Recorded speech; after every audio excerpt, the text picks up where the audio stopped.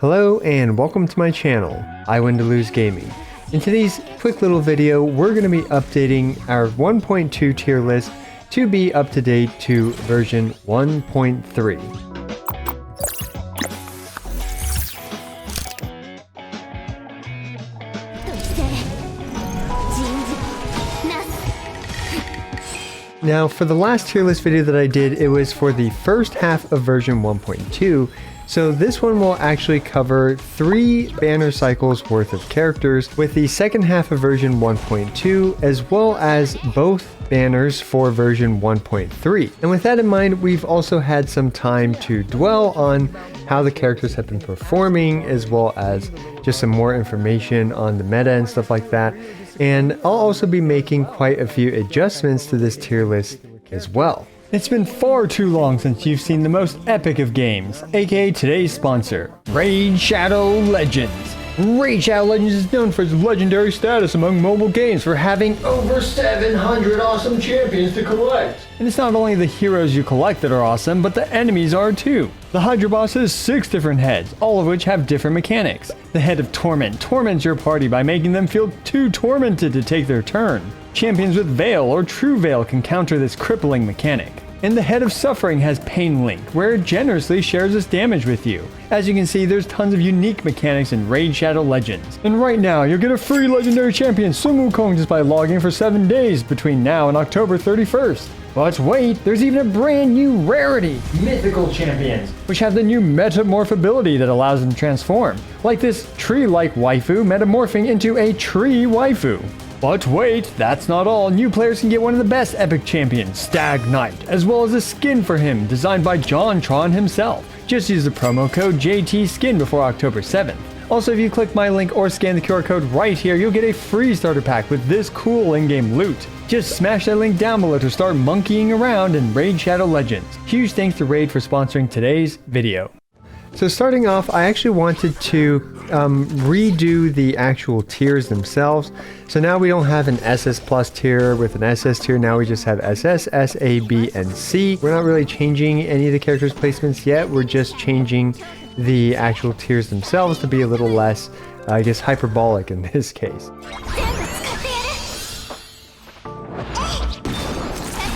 Next, let's actually do the adjustments for the characters in this tier list. And I think a big one that I slept on previously was actually Pella.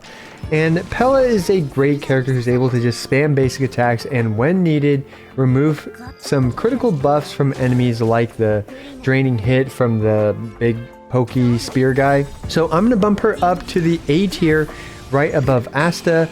And with the event light cone and stuff like that with defense shred, Pella is a super reliable, you can build her super fast, and a buff remover for your team, which is very valuable. So yeah, I think Pella deserves a nice little upgrade from the B to the A tier. And now the next character I feel like I misplaced is Tingyun. She's just really good, whether it's at Eidolon 0 or Eidolon 6.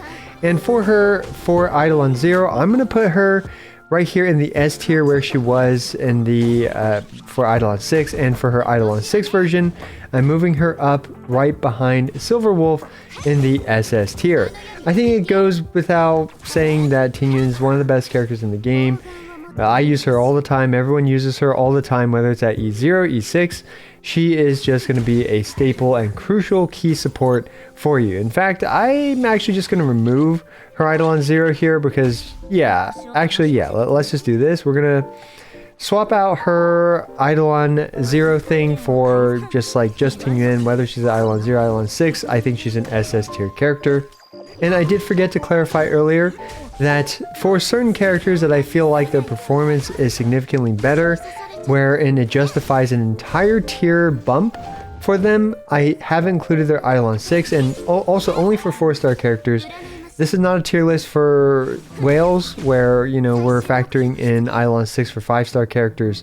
So yeah, if a 4-star character's Eidolon 6 version is significantly better than their Eidolon 0 version, then I have included them into this list, and if it's not specified, then I think that their eidolons don't really make a huge difference to their performance, like for example a character like Natasha. The next adjustment is Clara. I do think I underrated her back then, and I do want to move her up into the S tier. Right now Clara is the premier physical DPS and just has some unique advantages even over many of the other DPS characters in the game. Now of course she is a bit luck reliant, which makes me hesitate in comparison to, you know, just like scooting her up even higher.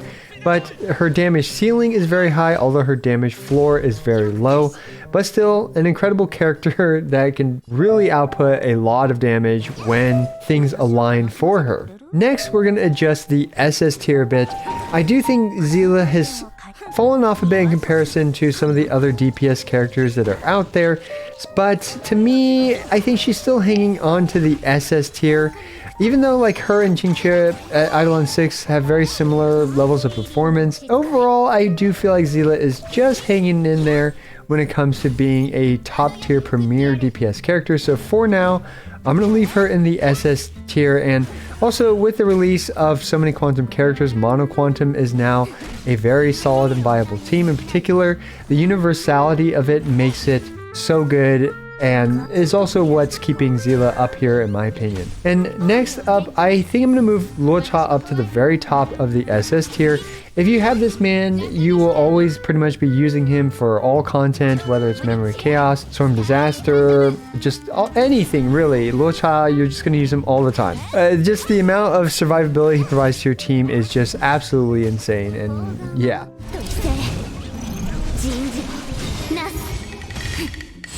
So that's it for the adjustments to the characters that already existed.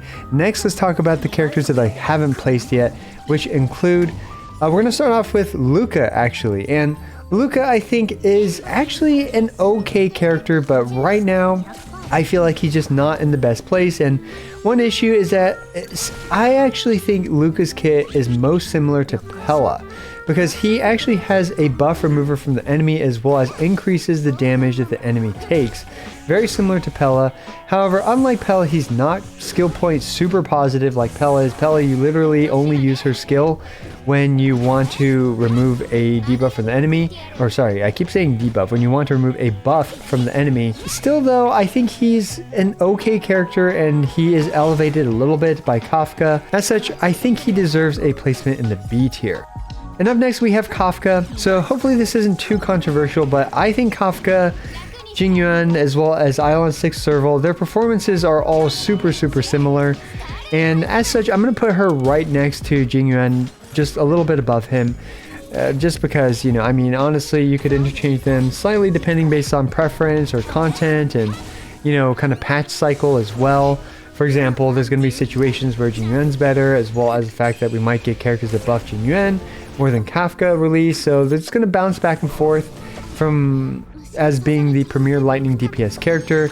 And for now, Serval is able to keep up with Jingyuan at Eidolon 6 to an Eidolon 0 Jingyuan. I think it's no surprise to see them placed also closely together. So next, we have the 3 new characters of version 1.3. And we now have the new baddest daddy on the block. We have Danheng Imbiber Lune. This character is absolutely cracked. He just outputs huge multipliers like, you know, no one's seen before. And the question is, where in the SS tier do we want to place him?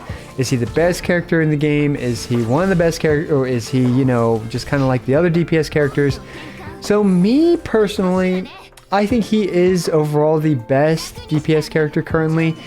But the thing is, when it comes to DPS characters, you really just want to use them with against the element that you're facing against, right? Whereas these support characters are universal. You can use them with literally any of the DPS characters. But I do think that Danheng Imbiber Lune has set kind of a new precedent for DPS characters moving forward, where now it honestly looks a little weird seeing Seele right next to him, but hey, you know, I like I said before, I do think Seele is still a premier DPS character. But anyway, I'm going to put Danheng Imbiber Lune right here next to the other DPS characters, because we're just going to keep getting more DPS characters. And the fact is, you want to use the DPS character against the element that they are. For example, Dan Heng Imbibed Lune, he has the passive where he does 25% more crit damage against imaginary character, or against imaginary weak enemies. This means that against other types of imaginary neutral enemies without Silver Wolf, for example, his damage output is going to suffer, and you're much better off using, for example, Blade against a wind weak enemy that might not be imaginary weak as well. Same goes with quantum weak enemies. You would definitely want to use Zila instead of Dan Heng Imbibed Lune. However, he's still an absolute go-to character, SS tier character, but to me, I just value the universal support capabilities of these characters above the, single element destroying DPS characters that these characters are. All right, so up next we have Lynx, the newest 4-star healer. Lynx unquestionably is, better than, for example, her 4-star healer peer Natasha.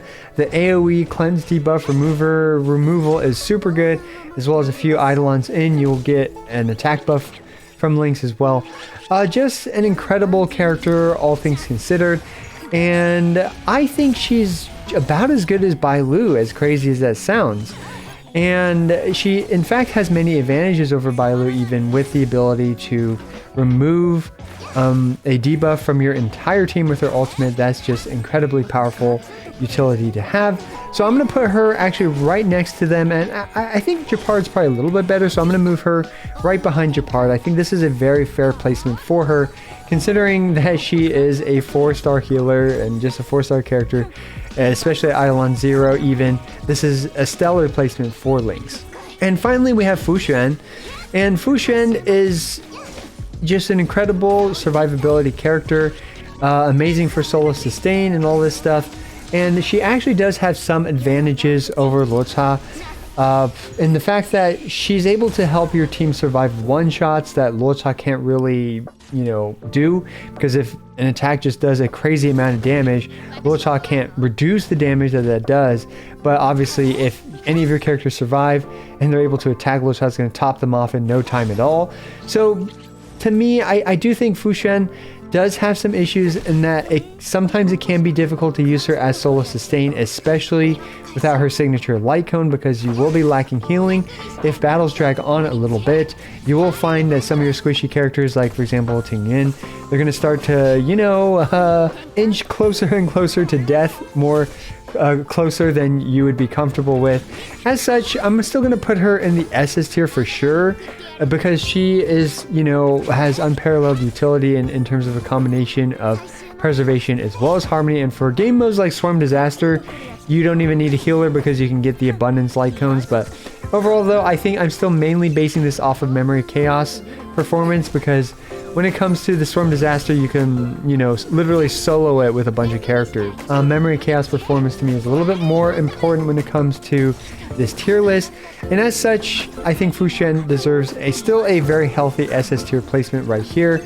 Now, I'm actually going to screw her right behind Dan Heng Imbibitor. I do think Imbibitor is just absolutely cracked, so for DPS characters. So yeah, I think right here is a very fair placement for her.